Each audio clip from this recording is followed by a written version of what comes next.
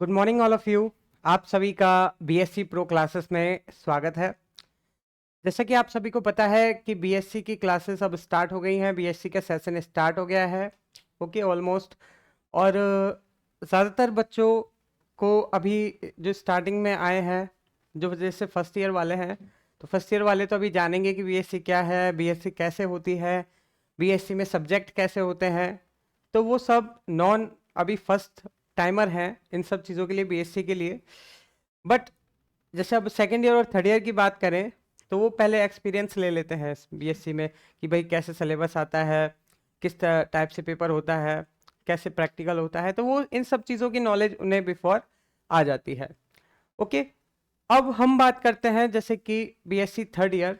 Okay, तो BSc third year में पहुंचते पहुंचते स्टूडेंट्स को 2 साल का एक्सपीरियंस हो जाता है और 2 साल में उन्हें ज़्यादातर सभी सब्जेक्ट के बारे में पता चल जाता है कि भाई हाँ, इस कॉन्सेप्ट में से या इस चैप्टर में से हमें ये टॉपिक उठाना है। तो इस टाइप से वो अपनी स्ट्रेटजी बनाते हैं।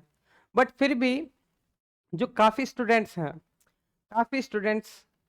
घबराते हैं। ओके, क्योंकि आप देखते हो कि ज़्यादातर रिजल्ट्स में ज़्यादातर बच्चों का जो पास आउट अगर परसेंटेज देखें तो आजकल बहुत कम आ रहा है। क्यों? क्योंकि वो अपनी रेगुलर स्टडीज़ नहीं करते हैं, वो सही स्टडी मटेरियल का चयन नहीं करते हैं। ओके, और उनकी तैयारी लगातार ना होने से वो लास्ट टाइम में जाते हैं, लास्ट टाइम में कुछ भी इधर उधर का पढ़कर और वही एग्ज़ाम में देने की कोशिश करते हैं और फिर उसी का ही नेगेटिव रिजल्ट उन स्टूडेंट्स को मिलता है।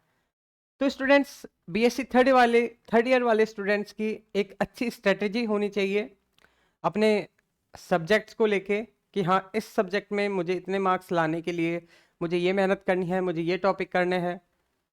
तो ये सब स्ट्रेटजी है, हम अपनी यूट्यूब क्लासेस में आपको प्रोवाइड करेंगे। ओके, और हम आपको केमिस्ट्री में जो भी नोट्स हैं वो प्रोवाइड करेंगे, जो आपका स्टडी मटेरियल है। जो भी आपकी प्रॉब्लम्स आएगी आप कमेंट्स बॉक्स में उसे टाइप कर दीजिए या फिर हमें कॉल कर लीजिए, हम आपकी प्रॉब्लम्स का सॉल्यूशन करेंगे।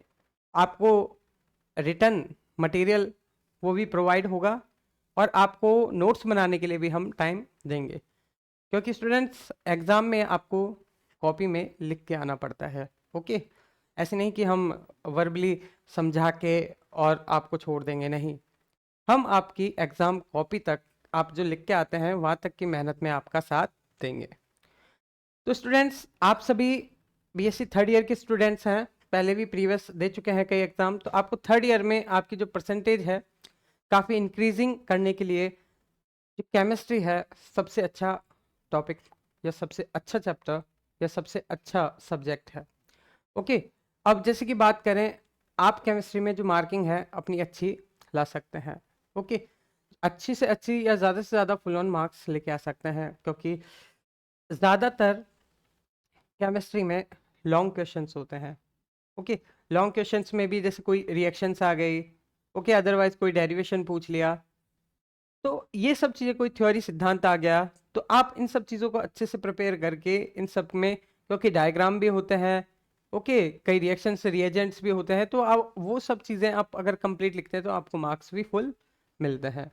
ओके, तो थर्ड ईयर में अपन बात करें, अपन थोड़ा जनरली केमिस्ट्री के बारे में जान लेते हैं। जैसे थर्ड ईयर में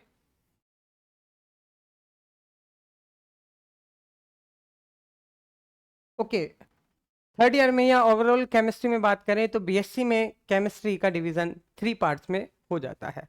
बीएससी में केमिस्ट्री का हम 3 पार्ट्स में डिवीजन कर देते हैं। ओके, जैसे फर्स्ट पेपर जो हमारा होता है इनऑर्गेनिक केमिस्ट्री। ओके, बीएससी में जो फर्स्ट पेपर है हमारा, हम उसको इनऑर्गेनिक केमिस्ट्री का इनऑर्गेनिक केमिस्ट्री, ओके, जिसे हिंदी में कहते हैं अकार्बनिक रसायन। जैसा कि हमें नाम से ही पता चल रहा है, अकार्बनिक रसायन मीन्स ऐसी रसायन में या बात करें केमिस्ट्री में ऐसे सब्जेक्ट्स जिनमें कार्बन ना आता हो। ओके, मीन्स ऐसे मेटल्स बात करें जैसे कि NaCl है। ओके, ये क्या है? इनऑर्गेनिक कंपाउंड है, मीन्स इनमें कार्बन की मात्रा नहीं आती है। तो ऐसे जितने भी बात करें कंपाउंड्स जिनमें कार्बन नहीं आता है, उनकी स्टडी हम करते हैं अकार्बनिक रसायन इन ऑर्गेनिक केमिस्ट्री में। ये है हमारा फर्स्ट पेपर। ओके, फिर इसके बाद बात करें सेकंड, सेकंड है हमारा organic chemistry. Okay, paper second organic chemistry. Organic chemistry जिसे हिंदी में कहते हैं कार्बनिक रसायन विज्ञान। कार्बनिक, कार्बनिक से आप समझ रहे हैं मीन्स कार्बन से बने हुए जितने भी कंपाउंड, जितने भी यौगिक हैं, उनकी स्टडी हम ऑर्गेनिक केमिस्ट्री में करते हैं। और कार्बन से बनने वाले जो कंपाउंड्स हैं कैसे बनते हैं, कैसे रिएक्ट करते हैं, क्या मैकेनिज्म होती है, क्या रिएजेंट यूज लेते हैं, तो ये सब स्टडी हम करते हैं अपनी ऑर्गेनिक केमिस्ट्री में। ओके, जो कि आप बात करें ज़्यादातर रिएक्शंस हैं वो हमें ऑर्गेनिक केमिस्ट्रीज में देखने को मिलती है। ओके, फिर इसके बाद थर्ड है केमिस्ट्री का पार्ट, वो है हमारा physical chemistry. Okay, physical chemistry जैसे कि हम बात करें फिजिकल केमिस्ट्री, फिजिकल केमिस्ट्री में आता क्या है। ओके, अगर आपसे कोई पूछे जनरली कि भाई फिजिकल केमिस्ट्री क्या है, तो आप इसको कैसे एक्सप्लेन करो। मीन्स फिजिकल केमिस्ट्री के अंदर कोई भी एलिमेंट्स है या कोई भी पदार्थ है, पदार्थ की भौतिक अवस्थाओं का अध्ययन किया जाता है। पदार्थ की भौतिक अवस्थाओं जैसे ताप का, दाब का, घनत्व का, उनकी चमक का, ये सब अध्ययन हम फिजिकल केमिस्ट्री, भौतिक रासायनिक विज्ञान में करते हैं। ओके, भौतिक रासायनिक विज्ञान में करते हैं। तो हमने नॉर्मल, अब ये तो आप सभी को पता ही होगा, basic first year, second year, चाहे थर्ड ईयर हो, केमिस्ट्री 3 पार्ट में डिवाइड रहती है। ओके, फर्स्ट पेपर होता है हमेशा इनऑर्गेनिक केमिस्ट्री का, अकार्बनिक रसायन का, और सेकेंड होता है हमारा ऑर्गेनिक केमिस्ट्री का, कार्बनिक रसायन विज्ञान का। ओके, और फिर थर्ड बात करें, थर्ड होता है हमारा फिजिकल केमिस्ट्री मीन्स भौतिक रासायनिक विज्ञान में। ओके, तो हमें बात करें जब हम बीएससी में इन तीनों केमिस्ट्रीज को पढ़ते हैं, ओके, तो बात करें सबसे ज़्यादा, अगर आप पिछले साल का भी रेशियो देखोगे या फिर किसी एक्सपीरियंस स्टूडेंट से पूछोगे, तो वो आपको कहेगा कि भाई सबसे ज़्यादा अगर कोई टफ पड़ती है केमिस्ट्री में, ओके, ऑलमोस्ट 90% स्टूडेंट्स कहेंगे कि सबसे ज़्यादा हमें ये जो ऑर्गेनिक केमिस्ट्री है ये बहुत हार्ड लगती है। ओके, क्यों? क्योंकि इसका सीधा सिंपल सा रीज़न है, क्योंकि इसमें बहुत सारे क्या आते हैं, रिएक्शंस आते हैं, बहुत सारी अभिक्रियाएं आती हैं। उन अभिक्रियाओं में हमें रिएजेंट, अभिकर्मक का ध्यान रखना पड़ता है। ओके, कैटलिस्ट, उत्प्रेरक का ध्यान रखना पड़ता है। ओके, प्रोडक्ट क्या बनता है, उत्पाद क्या बनता है, इसका ध्यान रखना पड़ता है।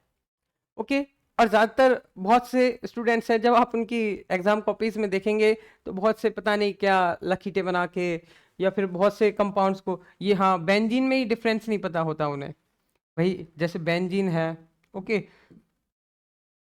बेंजीन क्या होता है, तो इस टाइप से उनकी स्ट्रक्चर वगैरह ही वो नॉर्मल गलत लिख देते हैं। तो आपको कंपाउंड को पहचानना कि भाई कौन सा का, जैसे बेंजीन, ओके, बेंजीन की तरह ही हमारा होता है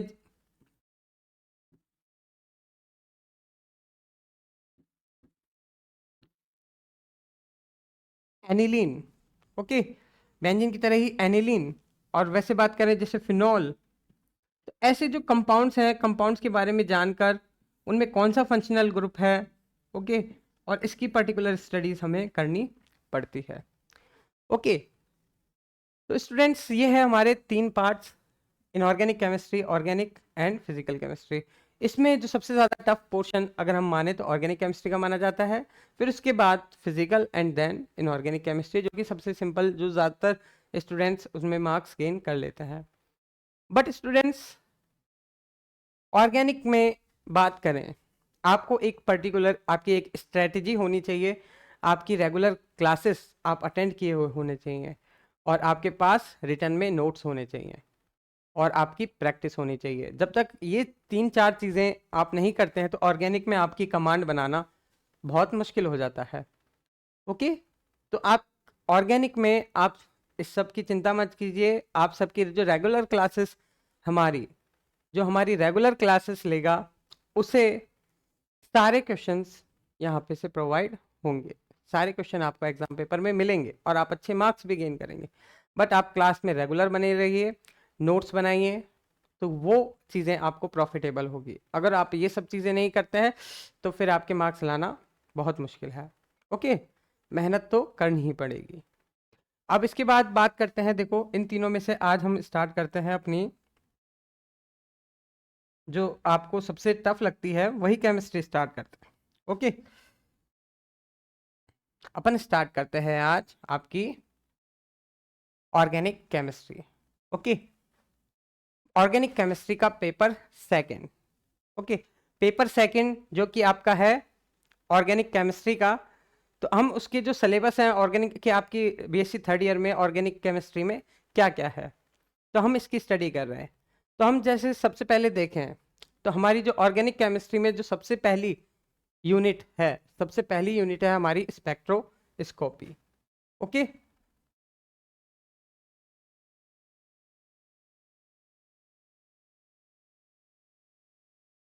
सबसे पहली यूनिट हमारी है स्पेक्ट्रोस्कोपी की। ओके, ये यूनिट 1।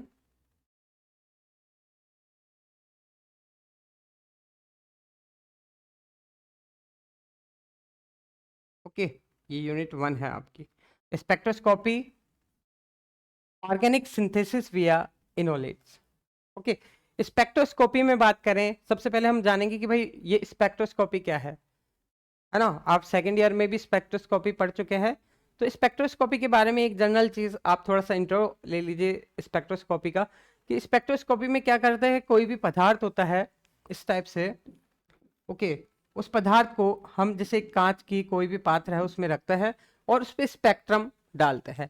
स्पेक्ट्रम भी जैसे आईआर स्पेक्ट्रम है, ओके, आईआर हुआ, माइक्रोवेव्स हुआ। ओके, अब ये सब वेव्स हम इस पे डालते हैं। जब ये सब वेव्स डालते हैं तो एक फोटोग्राफिक फिल्म पे, इसके जो पीछे फोटोग्राफिक फिल्म लगी होती है, इस फोटोग्राफिक फिल्म पे हमें कुछ क्या मिलते हैं, हमें कुछ डायग्राम मिलते हैं, इसके कुछ स्पोर्ट्स मिलते हैं। जब ये जो पॉइंट्स जो हमें मिले हैं इसमें, इन पॉइंट्स में पर्टिकुलर भाई कितना डिस्टेंस है, क्या है, कितने एरिया में है, कितनी तीव्रता है, ये सब ज्ञात करके हम उस पदार्थ की संरचना का अध्ययन करते हैं। मतलब की बात करें, किसी पदार्थ की संरचना का अध्ययन या भौतिक अवस्थाओं का अध्ययन हम स्पेक्ट्रम के माध्यम से करते हैं। किसमें, किस सब्जेक्ट में, स्पेक्ट्रोस्कोपी में। ओके, तो ये है, ये सब टॉपिक्स आते हैं हमारे किसमें, स्पेक्ट्रोस्कोपी में। इसमें पदार्थ की भौतिक अवस्थाओं को ज्ञात किया जाता है किससे, स्पेक्ट्रम के माध्यम से। तो ये आता है हमारा स्पेक्ट्रोस्कोपी में। ओके, फिर इसके बाद हम देखें स्पेक्ट्रोस्कोपी में, फिर सेकंड स्पेक्ट्रोस्कोपी जो फर्स्ट यूनिट है इसमें ऑर्गेनिक सिंथेसिस विया इनोलेट्स, मींस कार्बनिक संश्लेषण किसके द्वारा, इनोलेट्स के द्वारा।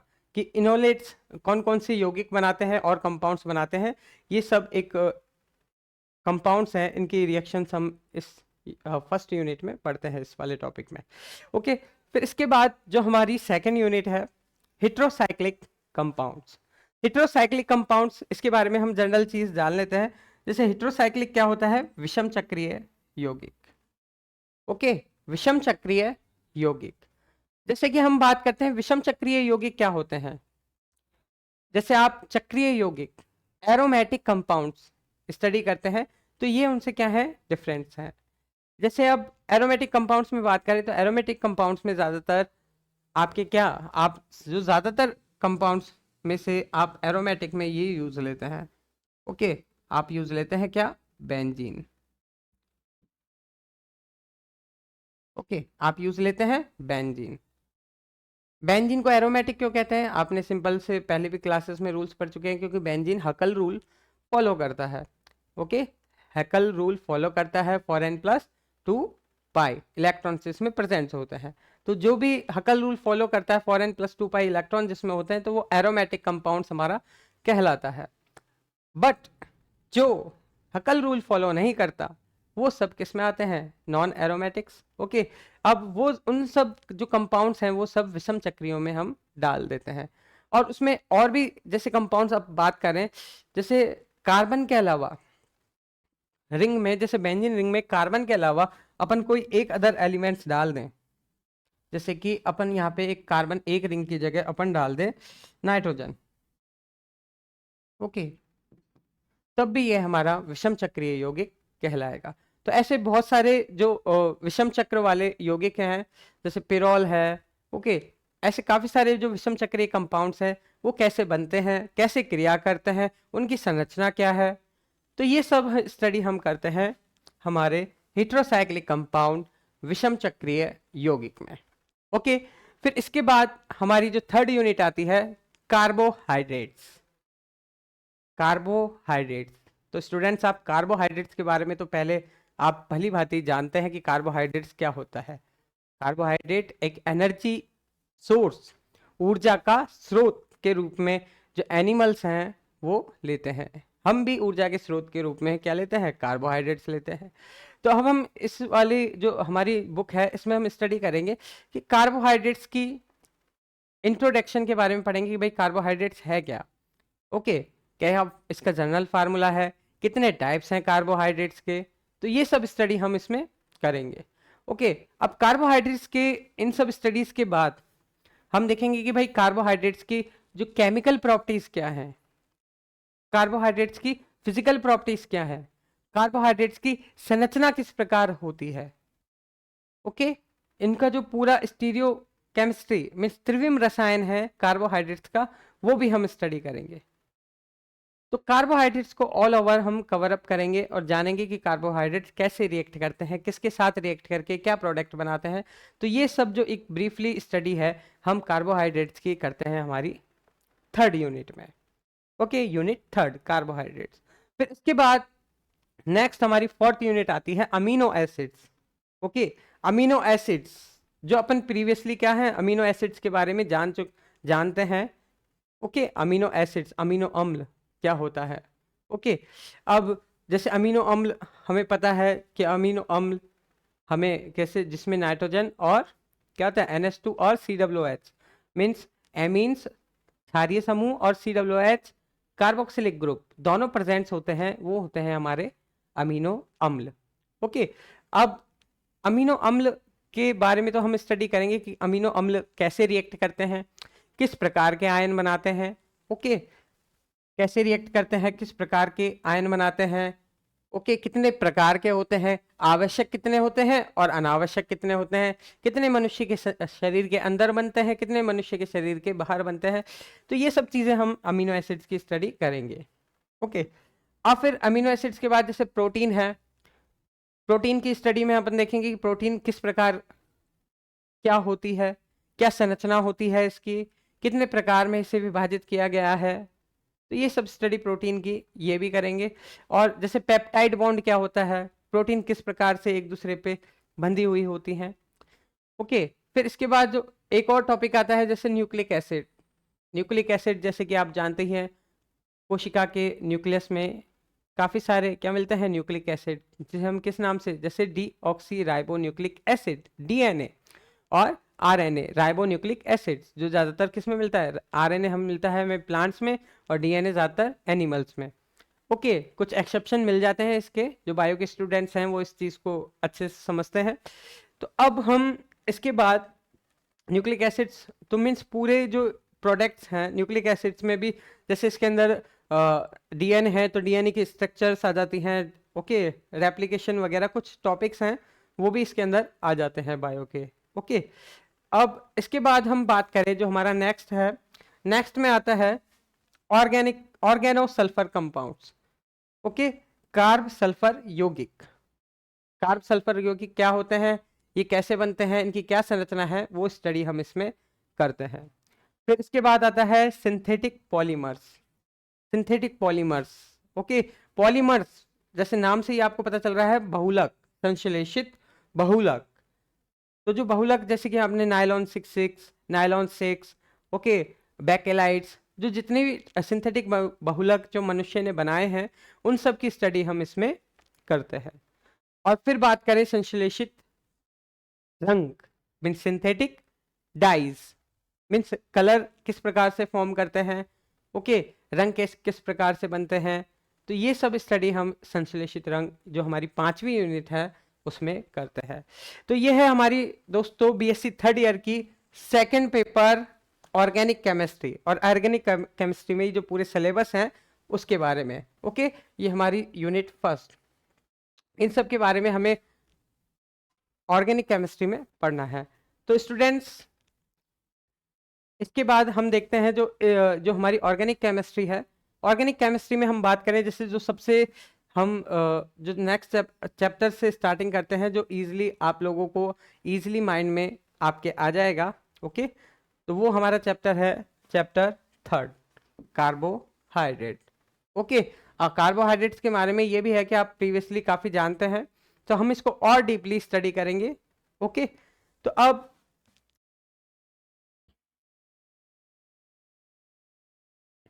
ओके अब हम स्टार्ट करते हैं हमारी unit third. Okay, carbohydrates. Okay students, carbohydrates के बारे में जैसे कि आप जनरली जानते हैं कि carbohydrates is a source of energy in animals. Okay, carbohydrates animals के अंदर एक एनर्जी के सोर्स के रूप में काम करता है। जैसे काफी शरीर है, हमारा शरीर काफी वर्क करता है, काफी मेहनत करता है, और उस मेहनत के लिए उसे एनर्जी की, ऊर्जा की जरूरत पड़ती है, और वो ऊर्जा वो प्राप्त करता है किससे? कार्बोहाइड्रेट से। ओके, कार्बोहाइड्रेट कहाँ कहाँ पे होता है? जैसे आप देख रहे हैं कार्बोहाइड्रेट्स में, आप देखें जैसे कि गेहूं से बने प्रोडक्ट्स हैं, चावल से बने जितने भी हैं, ज़्यादातर उनमें कार्बोहाइड्रेट होता है। और आप ये भी बात जानते हैं कि कार्बोहाइड्रेट में से हमें सबसे ज़्यादा ऊर्जा प्राप्त होती है। ओके, अगर हम 2-3 दिन रोटी नहीं खाते हैं या खाना नहीं खाते हैं तो हमारी एनर्जी लेवल बिल्कुल डाउन हो जाता है। तो वो सब जो एनर्जी को लेने के लिए हम चावल, रोटी, जिनमें क्या है, हैवी डाइट, जिनमें ज़्यादातर कार्बोहाइड्रेट प्रेजेंट्स हैं, ओके, वो हम खाते हैं। ओके, तो कार्बोहाइड्रेट्स में और हम देखें आगे,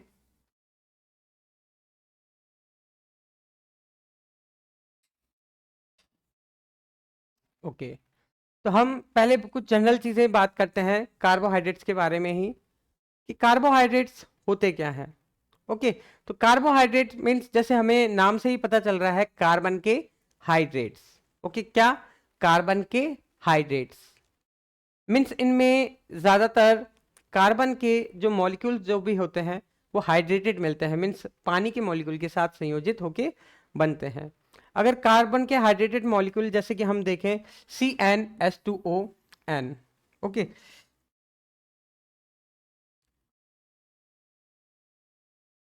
जैसे कि यहाँ देखो CnH2ON, ओके, ये जनरल फार्मूला होता है किसका? कार्बोहाइड्रेट्स का।